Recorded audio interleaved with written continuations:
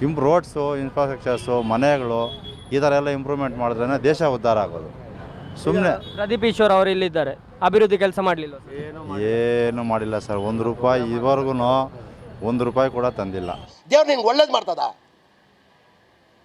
ನಿನ್ನ ಜನ್ಮಕ್ಕೆ ಹೋಗೋ. ಅವರು ಪ್ರದೀಪ್ ಈಶ್ವರ್ ಸುಮ್ಮನೆ ಬಗ್ಲಾ ಮಾತಲ್ಲಿ ಬಿಟ್ಕೊಂಡು ಇದು ಮಾಡ್ತಾ ಇದ್ದಾನೆ. ಮೆಡಿಕಲ್ ಕಾಲೇಜು ಅಲ್ಲಿ ಇದರಲ್ಲಿ ಪಿರಿಯಾಸಂದ್ರದಲ್ಲಿ ಅಲ್ಲಿ ತಂದಿದ್ದಾರೆ, ಚೆನ್ನಾಗಿ ನೋಡಿದ್ದಾರೆ ಸರ್. ಇವ್ರನ್ನಲ್ಲಿ ಪೆರಿಯಸಂದ್ರದಲ್ಲಿ ಮೆಡಿಕಲ್ ಕಾಲೇಜ್ ಬಂದಿದೆ ಅಂತ ಹೇಳಿದರೆ, ಈಗ ಪ್ರದೀಪ್ ಈಶ್ವರ್ ಅವರು ಸ್ಪೀಚ್ ಮಾಡುವಾಗ ಹೇಳ್ತಾರೆ ಗ್ಯಾರಂಟಿ ಯೋಜನೆಗಳು ನಮ್ಮ ಕ್ಷೇತ್ರದ ಎಲ್ಲ ಜನತೆಗೆ ಸಿಗ್ತಿದೆ ಅಂತೇಳಿ. ಸಿಗ್ತಿದೆಯಾ ಸರ್ ನಿಮಗೆಲ್ಲ? ಏನು ಸಿಕ್ಕಿಲ್ಲ ಸರ್. ಕೆಲವರು ಕೊಟ್ಟಿದ್ದಾರೆ, ಕೆಲವ್ರಿಗೆ ಇಲ್ಲ. ನನ್ನ ಅವಶ್ಯಕತೆ ಯಾರಿಗಿದೆ? ನನ್ನ ಅವಶ್ಯಕತೆನೇ ಇಲ್ವಲ್ಲ. ಸುಮ್ಮನೆ ಇದೆ. 1 ತಿಂಗಳು ಬಂದರೆ 1 ತಿಂಗಳು ಬರಲ್ಲ. ಅಯ್ಯೋ, ಈ ನನ್ನ ಮಕ್ಳು ಮತ್ತೆ ಶುರು ಮಾಡಿದ್ರಯ್ಯ.